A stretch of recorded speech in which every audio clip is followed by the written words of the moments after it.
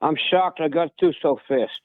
I think it's Monday, and what do you call it? I think you're losing the war and losing the ratings. Like maybe in a day or two, you get more calls. Usually, the signal is Okay, busy, so Gary, busy, Gary, busy. Gary, as far as losing the ratings go, I'm gaining about 1,000 followers on YouTube, subscribers every single day.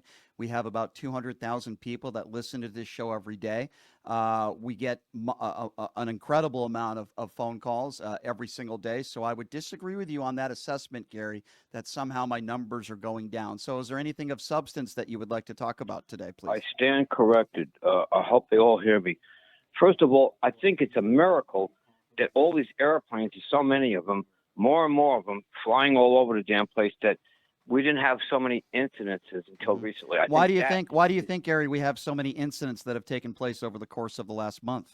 I guess it's just what do you call it? Law of averages. It has nothing to do with Trump. So you don't I think don't it has? believe. So you don't think it has anything to do with any of the layoffs?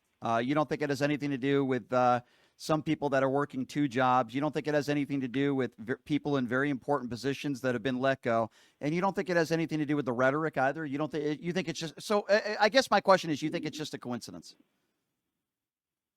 Well, you might be onto something, sort of. There might be down in morale, and people are, acting up and stuff, not paying attention to their job like they should be.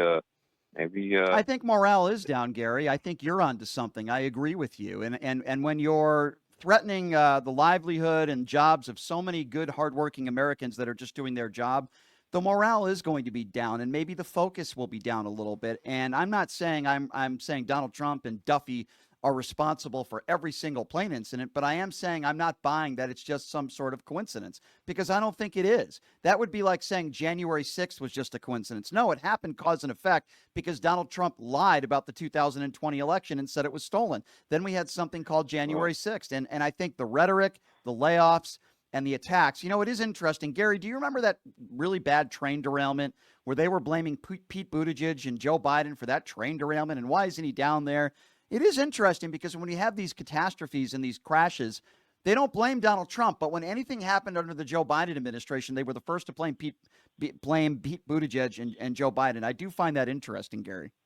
well, it's politics is a nasty thing. But let me say something to some of your 200,000 listeners. What I'm anxious about a couple of things. First, when are we going to take care of the term limits that Republicans have been talking about for years? Okay, They but have the hold on. power to do something. Okay, so Gary, let's talk about that. So, first of all, I agree with you. I think there should be term limits.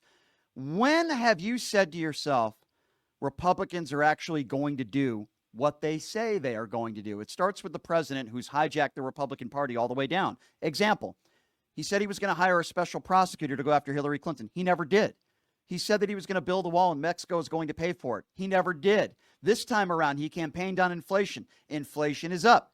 He campaigned on the fact that he was going to end the war in Ukraine in 24 hours. How's that working out? Is there peace in the Middle East? So, my question to you is why would you believe the Republicans? Why would you believe them when they say they're going to do something? You know what they're doing? They care more about Donald Trump on Mount Rushmore. They care more about banning books. They care more about attacking drag queens. These are not serious people. These are not serious lawmakers. They are noisemakers, Gary. What will it take for you finally to realize that? What is Donald Trump's replacement plan for Obamacare? He's had 9 years to come up with a replacement plan.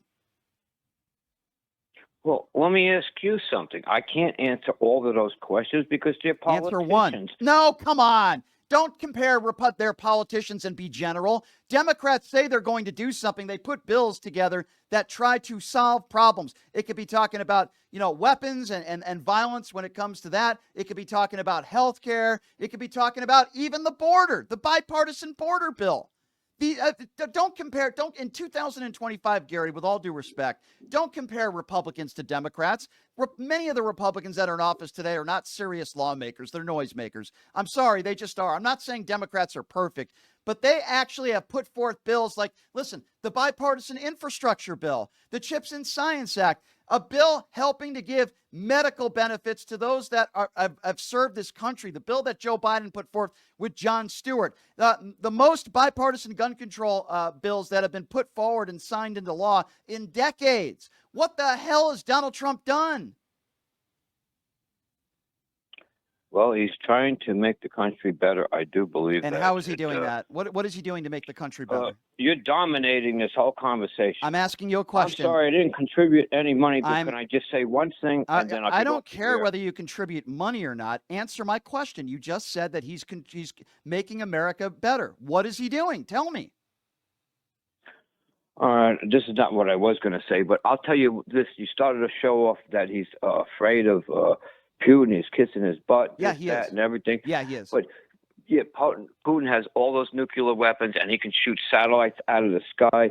He could be an old madman and go crazy someday.